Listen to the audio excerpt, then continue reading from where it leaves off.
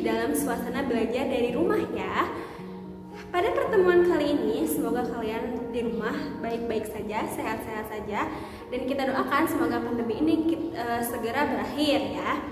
Oke, hari ini kita akan mencoba melanjutkan materi pada pertemuan sebelumnya. Nah, masih ingat materi sebelumnya tentang apa? Ayo kita mencoba membahas tentang apa?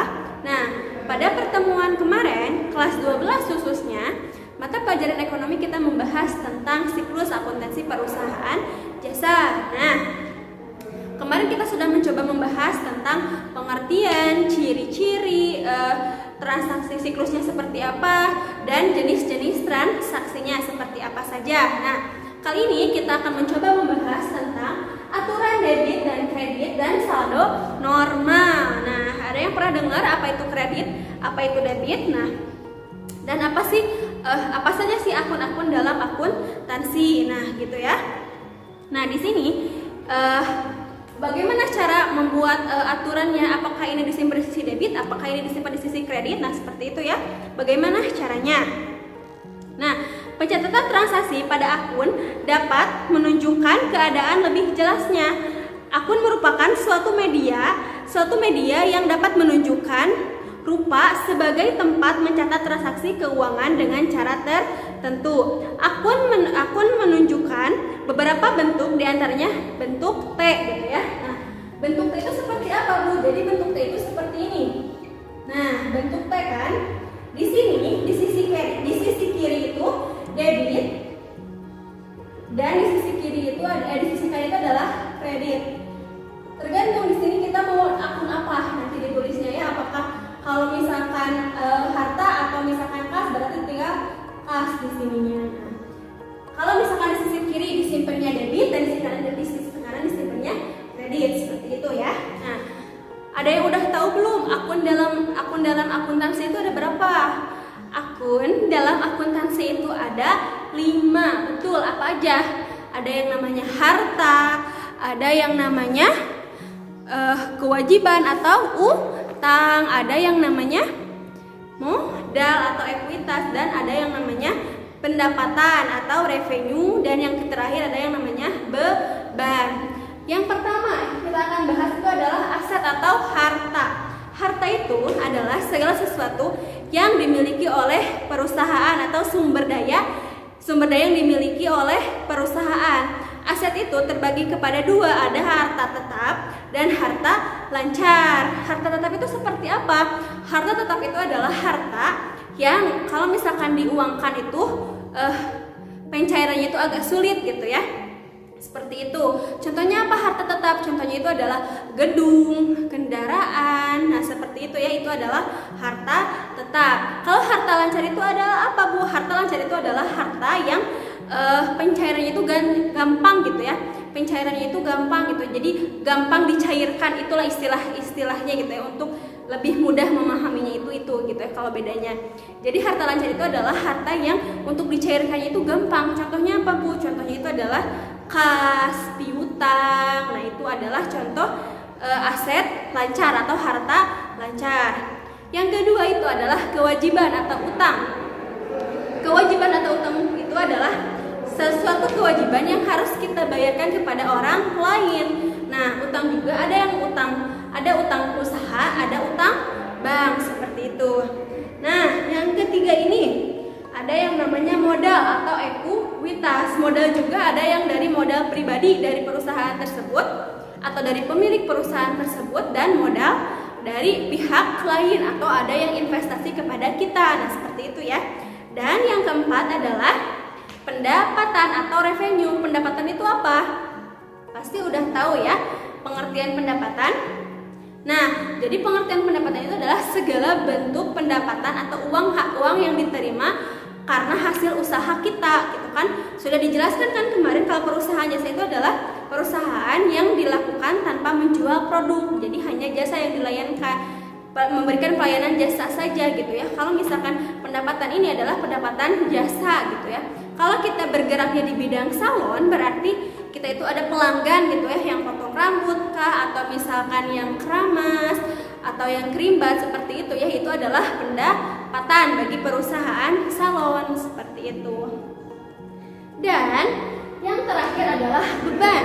Beban itu adalah segala sesuatu yang harus dibayarkan karena telah digunakan dalam rangka menghasilkan pendapatan selama periode tertentu. Nah, beban ini macam-macam ya.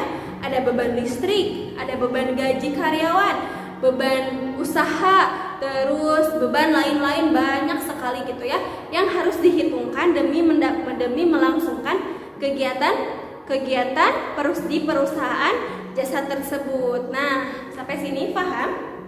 Oke, kita lanjut lagi ya ke sini. Nah, di sini ada yang namanya saldo normal akun. Di sini ada jenis akunnya, ada aset atau harta, kewajiban di sini atau utang, ada ekuitas atau modal, ada pendapatan dan beban. Nah, di sini kalau misalkan kenaikan, maksudnya kenaikan apa? Kenaikan itu adalah bertambah. Ketika harta bertambah, maka disimpan di sisi debit, dan ketika misalkan harta berkurang, disimpan di sisi kredit, dan saldo normal harta disimpan di sisi debit. Yang kedua, kewajiban atau utang. Kalau naik disimpan di sisi kredit, kalau misalkan turun disimpan di sisi debit, saldo normalnya di kredit. Selanjutnya yang ketiga, ekuitas atau modal. Nah, kenaikannya disimpan di sisi kredit, penurunannya disimpan di sisi debit, dan saldo normalnya adalah di kredit. Dan yang ketiga, yang keempat, pendapatan.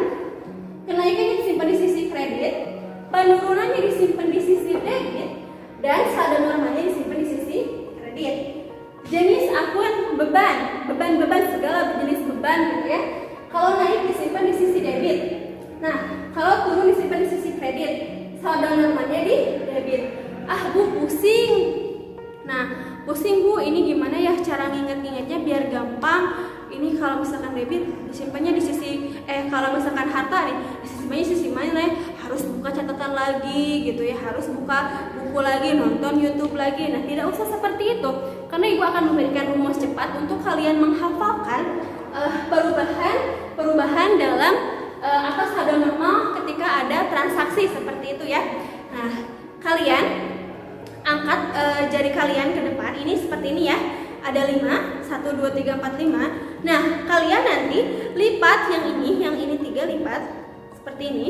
Jadi seperti ini. Nah, ini kalian ibaratkan itu adalah akun dalam akuntansi.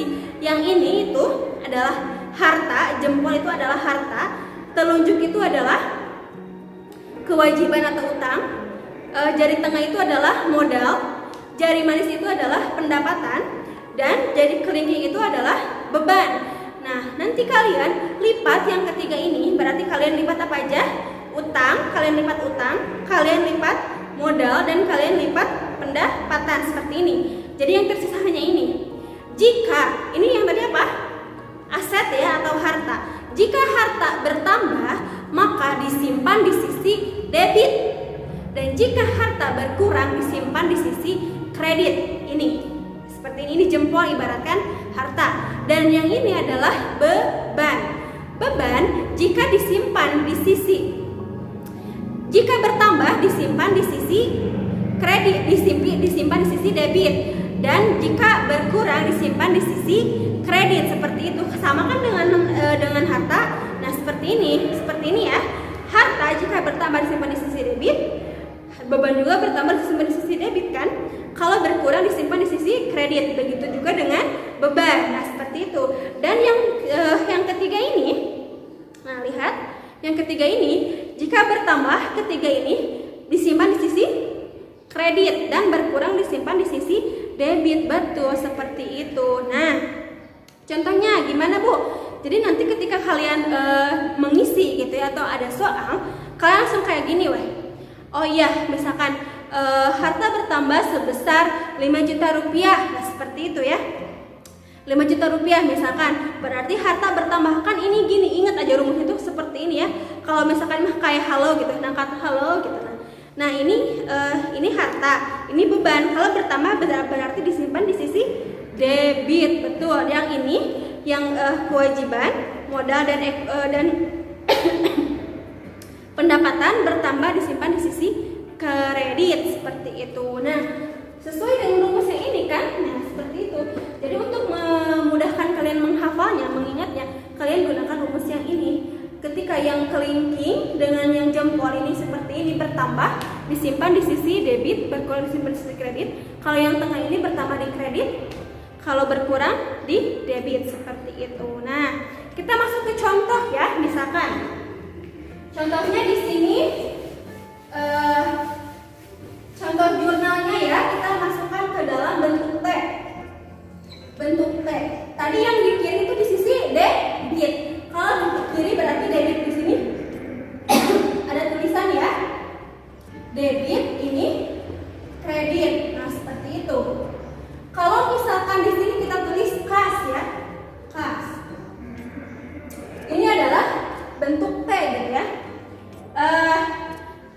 Harta kas bertambah karena ada pendapatan dari membuka salon. Kas bertambah karena ada pendapatan dari buka salon gitu ya, sebesar 2 juta rupiah.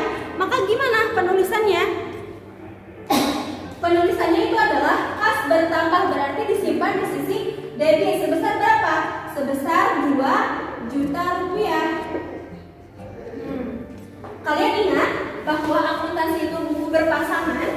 Nah, kalau misalkan sudah ada di sisi debit, berarti yang di sisi kreditnya apa? Yang berada di sisi kreditnya itu adalah apa? Tadi dia itu mendapatkan tambahan harta dari pendapatan. Betul. Jadi di sini kita bentuk T lagi. Di sini debit dan kredit. Di sini pendapatan. Nah, masih ingat kalau misalkan pendapatan bertambah disimpan di sisi kredit. Betul. Berapa? Sejumlah berapa? Sejumlah 2 juta seperti itu. Masih ingat kan kalau dalam akuntansi itu adalah sistem buku berpasangan. Kalau ada debit pasti ada kredit. Nah, sekian dulu video dari Ibu. Semoga ada manfaatnya. Silahkan kalau ada pertanyaan tinggalkan di kolom komentar. Kita bertemu lagi di video-video selanjutnya tentang siklus akuntansi perusahaan jasa. Assalamualaikum warahmatullahi wabarakatuh.